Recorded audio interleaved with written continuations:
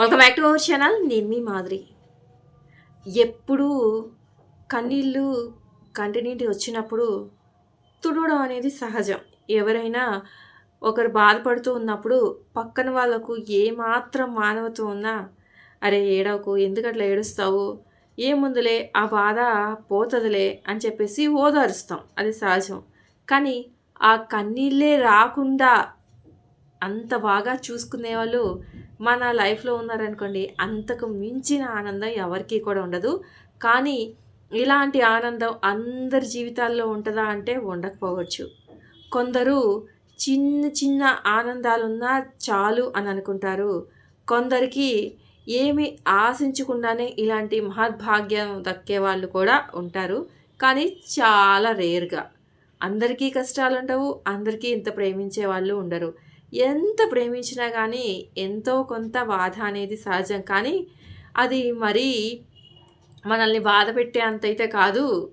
కాబట్టి ఎప్పుడు కూడా లైఫ్‌లో అరే! ఈ లగ్జరీస్ ఉన్నాయా? ఇవున్నాయా? ఈ కారుందా? ఇల్లుందా? బంగ్లా ఉందా? మంచి జాబుందా? అని మాత్రమే మనం చూసుకుంటా ఒక మనిషిని సెలెక్ట్ చేసుకునేటప్పుడు, లేదు అంటే ఒక అమ్మాయిని అబ్బాయి సెలెక్ట్ చేసుకున్నప్పుడేమో, ఆ అమ్మాయి అందంగా ఉందా? లేదంటే ఆ అమ్మాయి హ్మ్. సంపాదిస్తుందా లేదా బాగా? ఆళ్ళకి ఎనకాలగా వాళ్ళకి కూడా నాకు కట్నం ఇయ్యడానికి పెద్ద ఆస్తిపాస్తులున్నాయా లేదా? ఇవన్నీ కూడా చూసుకుంటాం. కానీ చూసుకోవాల్సింది కంటి నిండి కన్నీరు తెప్పించకుండా ఉండేవాళ్ళు. అది ఆడవాళ్ళకైనా అవ్వండి, మగవాళ్ళకైనా అవ్వండి. మగవాళ్ళకి కూడా కన్నీళ్ళొస్తాయి. ఎందుకు రావు? వాళ్ళు మనుషులు కాదా? వాళ్ళకుండవా ఎమోషన్స్? ఖచ్చితంగా వస్తాయి.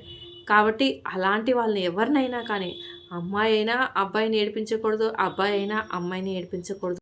అంతలాగా, అంత ప్రేమగా చూసుకునే వాళ్ళు మీ లైఫ్‌లోకొస్తే అంతకు మించిన ఆనందము వేరేది ఉండదని మీరు గమనించండి. మీరనొచ్చు, అదేంటి బతకడానికి అవన్నీ కావాలి కదా! అవి లేకపోతే కన్నీళ్ళు పెట్టకుండా ఉంటే చాలు, మిగతా ఏవి లేకుండా బతకగలుగుతారా మనిషి అనంటే అందరికీ సాటిస్ఫాక్షన్ అనేది ఒకటి ఇంపార్టెంట్ అనమాట. అడ్జస్ట్‌మెంట్ అనేది ఒకటి ఇంపార్టెంట్ అనమాట. అంటే లైఫ్‌లో కొన్ని కావాలి అంటే కొన్ని పోగొట్టుకోవాలి. అప్పుడే వస్తాయి. అన్నీ వచ్చేస్తే ఇంకెందుకు చెప్పండి మనిషి లైఫు? కాబట్టి ఇవి లేవు అనంటే మానసిక ఆనందము, మానసిక స్థైర్యము, ఆత్మస్థైర్యము, ఆత్మ ఆనందం ఇవన్నీ దక్కుతున్నాయి కదా నీకు. ఇవి కావాలి, అవి కావాలి అనంటే ఎక్కడో చోట ఒక అడ్జస్ట్‌మెంట్ ఉండాలి కదండీ! అందరికీ అన్నీ దొరకకపోవచ్చు.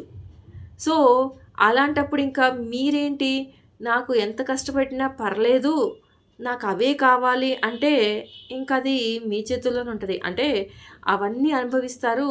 ఎంత అనుభవించినా ఒక మనశ్శాంతిని మాత్రం మీరెప్పటికీ కోల్పోతూ ఉంటారు గుర్తుపెట్టుకోండి.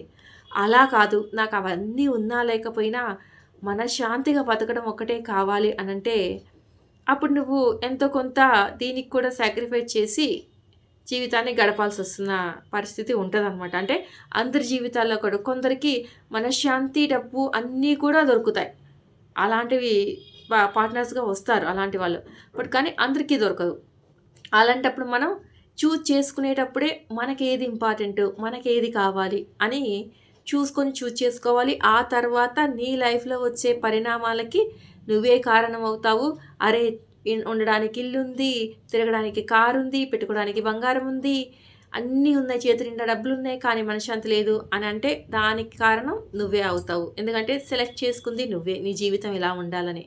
అలా కాదు, నాకు ఓన్లీ మనశ్శాంతే కావాలి. అవున్నా లేకపోయినా అనన్నప్పుడు, రేపొద్దున నాకొక ఇల్లు లేదు, నాకొక కారు లేదు, నాకు ఒంటి నిండా వేసుకోవడానికి బంగారం లేదు, ఇంటి నిండా చేతి నిండా డబ్బులు లేవు అని బాధపడకూడదు. ఉన్న దానిలో సంతృప్తి పడాలి. ఉన్న దానిలోనే అడ్జస్ట్ అవ్వాలి. హ్యాపీగా బతకాలి. 5 చేతులు లోపలికెళ్ళినయా లేదా అని చూసుకోవాలి. ఇంకా దైవాధీనము దేవుడిచ్చాడంటే ఆనందించొచ్చు పోను పోను నీ లైఫ్‌లో. అదనమాట. కాబట్టి ముఖ్యంగా నీకేది కావాలి అనేది నీ చేతుల్లోనే ఉంటది.